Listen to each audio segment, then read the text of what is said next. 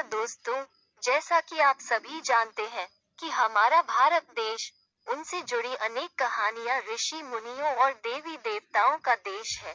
उनसे जुड़ी अनेक कथा कहानियां हमारे पुराणों में दर्ज हैं। आज एक कहानी वृष्टि अष्टावक्र की अपने वीडियो के माध्यम से दिखाने जा रहा हूँ। उम्मीद है आप लोगों को पसंद आएगी। आइए जानते हैं उनके बारे में।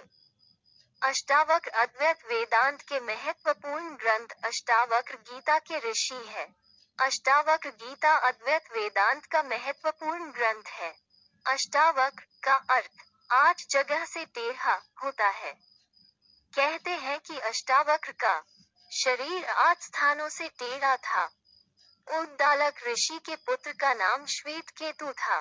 उद्दालक ऋषि के एक शिष्य का नाम कहोर था।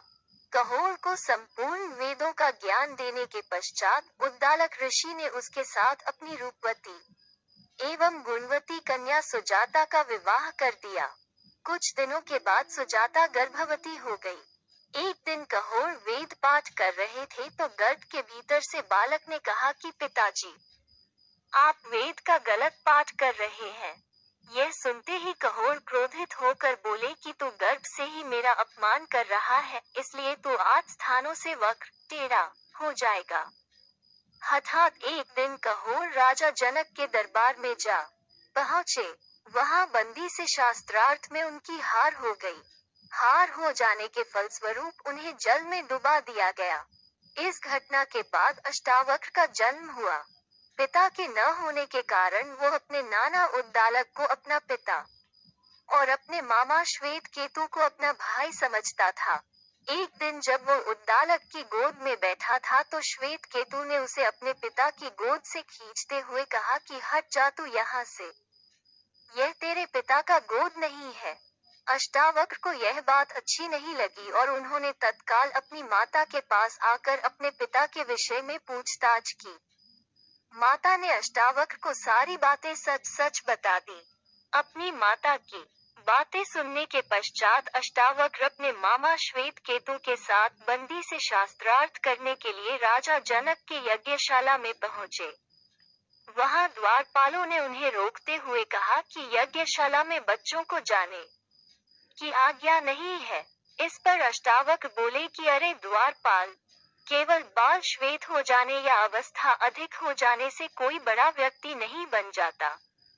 जिसे वेदों का ज्ञान हो और जो बुद्धि में तेज हो वही वास्तव में बड़ा होता है। इतना कहकर वे राजा जनक की सभा में जा पहुंचे और बंदी को शास्त्रार्थ के लिए ललकारा।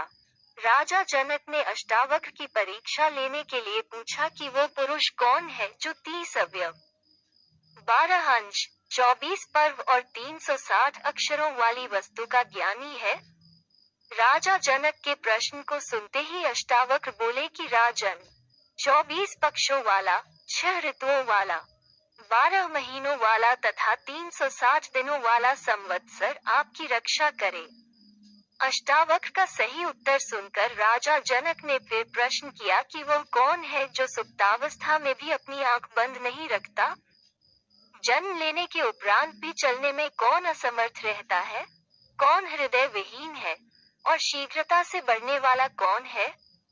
अष्टावक्र ने उत्तर दिया कि हे जनक, सुप्तावस्था में मछली अपनी आंखें बंद नहीं रखती। जन्म लेने के उपरांत भी अंडा चल नहीं सकता। पत्थर हृदयहीन होता है और वेग से बढ़ने वाली नदी होती है। अष्टावक्र के उत्तरों को सुनकर राजा जनक प्रसन्न हो गए और उन्हें बंदी के साथ शास्त्रार्थ की अनुमति प्रदान कर दी। बंदी ने अष्टावक्र से कहा कि एक सूर्य सारे संसार को प्रकाशित करता है। देवराज इंद्र एक ही वीर है तथा यमराज भी एक है। अष्टावक्र बोले कि इंद्र और अग्निदेव 2 देवता हैं। नाग तथा पर्वत 2 देवर्षि हैं। अश्विनी कुमार भी 2 ही हैं। रथ के 2 पहिए होते हैं और पति पत्नी 2 सहचर होते हैं। बंदी ने कहा कि संसार 3 प्रकार से जन्म धारण करता है। कर्मों का प्रतिपादन 3 वेद करते हैं। तीनों काल में यज्ञ होता है तथा 3 लोक और 3 ज्योतियां हैं। अष्टावक्र बोले कि आश्रम 4 हैं, वर्ण 4 हैं, दिशाएं 4 हैं और ओंकार, आकार, उकार तथा मकार ये वाणी के प्रकार भी 4 हैं। बंदी ने कहा कि यज्ञ 5 प्रकार के होते हैं। यज्ञ की अग्नि 5 है, ज्ञानेंद्रिया 5 है, पंच दिशाओं की अप्सराएं 5 हैं, पवित्र नदियां 5 हैं तथा पंक्ति छंद में 5 पद होते हैं। अष्टावक्र बोले कि दक्षिणा में 6 गौएं देना उत्तम है। ऋतुएं 6 होती हैं, मन सहित इंद्रियां 6 हैं, कृतिकाएं 6 होती हैं और साधक भी 6 ही होते हैं।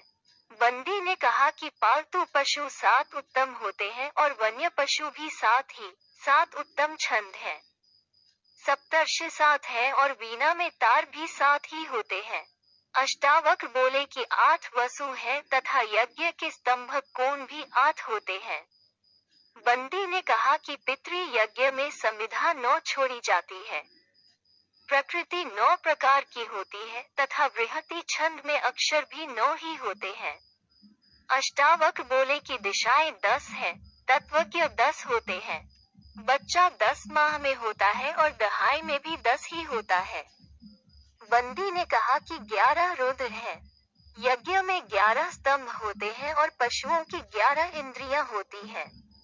अष्टावक्र बोले कि 12 आदित्य होते हैं, 12 दिन का प्रकृति यज्ञ होता है। जगती छंद में 12 अक्षर होते हैं और वर्ष भी 12 मास का ही होता है।